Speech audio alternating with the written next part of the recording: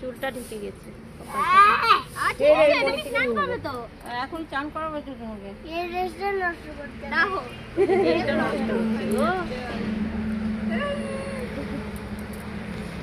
তুই একটু বিগ বাজার থেকে গিয়ে একটু মেহেন্দি পরে আসতে পারতিস তো, হ্যাঁ তাহলে সুন্দর লাগতো।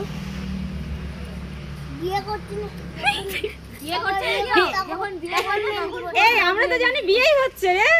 হ্যাঁ বিয়ে করছে নাকি? বর কই?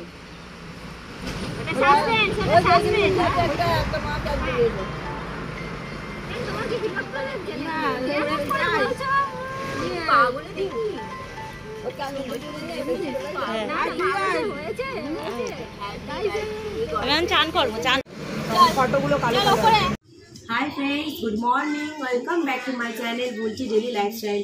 তোমরা তো জানো আমি শ্বশুর বাড়িতে এসেছি, আজকে আমাদের বাড়িতে বার্থডে, সেজন্য দেখলে নিচে ওর গায়ে হলুদ ঠেকানো হলো। এটা আমাদের বাড়ির নিয়ম, জন্মদিনের দিন সকালবেলায় স্নানের আগে গায়ে হলুদ ঠেকিয়ে স্নান করে মন্দিরে পুজো দিতে যায়।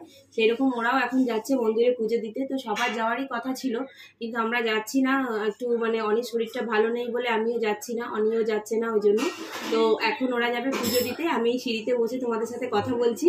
তো একবার নিচে যাব, ওরা বেরিয়ে যাক, তারপরে আবার তোমাদের সঙ্গে কথা বলছি। তোমরা সঙ্গে থেকো, কারণ আজকে অনেক কিছু দেখাবার আছে তোমাদের। অনুষ্ঠান বাড়ি যখন বুঝতেই পারছো, তো আমিও ফাঁকে ফাঁকে এসে তোমাদের সঙ্গে কথা বলবো, তোমরা সাথে থেকো। এই যে আমাদের বার্থডে গার্ল রেডি হয়ে গেছে, বার্থডে গার্ল নামছে। তো দেখালাম, ওরা পুজো দিতে বেরিয়ে গেল, এবার শঙ্কর বেরিয়ে যাবে অফিসে। তো আমি যাই, ওর খাবারটা একটু গুছিয়ে দিই, ও খেয়ে অফিস বেরোক, তারপর আবার ফ্রি হয়ে তোমাদের সাথে কথা বলবো। কিচেনে চলে এসেছি, এখন ময়দা মাখানো হচ্ছে সকালে ব্রেকফাস্টের জন্য, কিন্তু শঙ্কর খাবে না, ও মুড়ি খেয়ে যাবে অফিসে, ওই জন্য ও খেয়ে বেরিয়ে যাচ্ছে। আমাদের টিফিনটা হচ্ছে, টিফিনটা করি, তারপরে আমরা টিফিন করবো। একটু দেরি হয়ে যাবে করতে, কারণ অনেক লোকের তো বুঝতেই পারছো, ওই জন্য কাজও করছি আর তোমাদের সাথে একটু কথাও বলছি।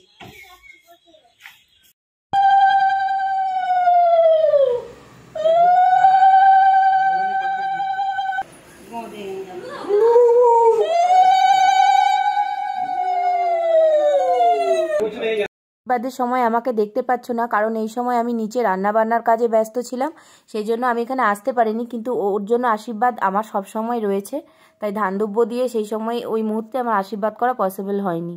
High friends, good evening. আজ সারাদিন সেভাবে কথা বলতে পারিনি, খুব ব্যস্ত ছিলাম। এখন রেডি হয়ে নিয়েছি, ভাবলাম তোমাদেরকে দেখাই আমি কেমন রেডি হয়েছি। তো পুরোটা ঠিকঠাক দেখাতে পারছি না, এইরকম একটা লাল রঙের শাড়ি পরেছি, এরকম লাগছে দেখতে। তো খুব বেশি সাজটা হয়ে গেছে কিনা বুঝতে পারছি না। তো এরকমই রেডি হয়েছি আমি। এরপর নিচে যাব, বাড়িতে আস্তে আস্তে গেস্ট আসতে শুরু করে দিয়েছে। তো চলো নিচে যাই, তারপরে আবার কেক টেক কাটার সময় তোমাদের সঙ্গে আবার নিচে গিয়ে দেখা হচ্ছে। তো দেখো, তোমাদের কাল থেকে পরিচয় করাতে পারিনি, এই যে বার্থডে গার্লের মা, আমার যা, আমার একমাত্র যা, ছোট বড় সবই ও, বোন যা যা বলবে। তো ওর সঙ্গে জন্য তোমাদের আলাপ করে দিলাম। তো এবার নিচে যাই, চলো নিচে গিয়ে তারপর দেখা হচ্ছে। তো দেখো, আমাদের বাড়িটা ঠিক আজকে এইভাবে সাজানো হয়েছে, খুব সুন্দর লাগছে দেখতে, ছোট ছোট টুনি আর বেলুন দিয়ে খুব সুইট লাগছে দেখতে।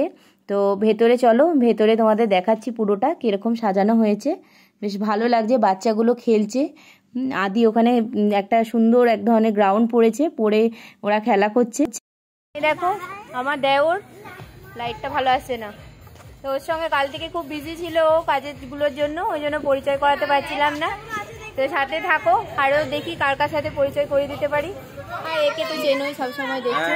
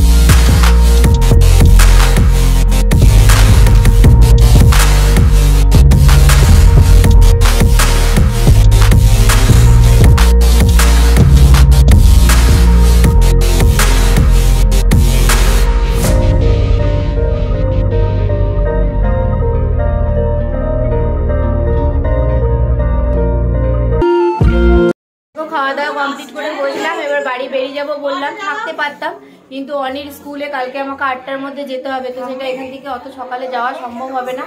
রংপুর এখান থেকে অফিস যেতে পারতো কিন্তু আমার জন্য ওকেও চলে যেতে হচ্ছে। তো আজকের ব্লগটা আমি আর কন্টিনিউ করছি না, অনেকটা শেয়ার করার ইচ্ছে ছিল, হয়তো অতটা পারলাম না, একটু কাজে ব্যস্ত ছিলাম। তো আবার কালকে একটা নতুন ব্লগ নিয়ে তোমাদের সাথে দেখা হচ্ছে। তো আজকে যদি ব্লগটা তোমাদের ভালো লাগে তো প্লিজ একটু লাইক করো, শেয়ার করো আর সাবস্ক্রাইব করো। তো চলো, গুড নাইট, আজকের মতো টাটা, ভালো থেকো, সুস্থ থেকো।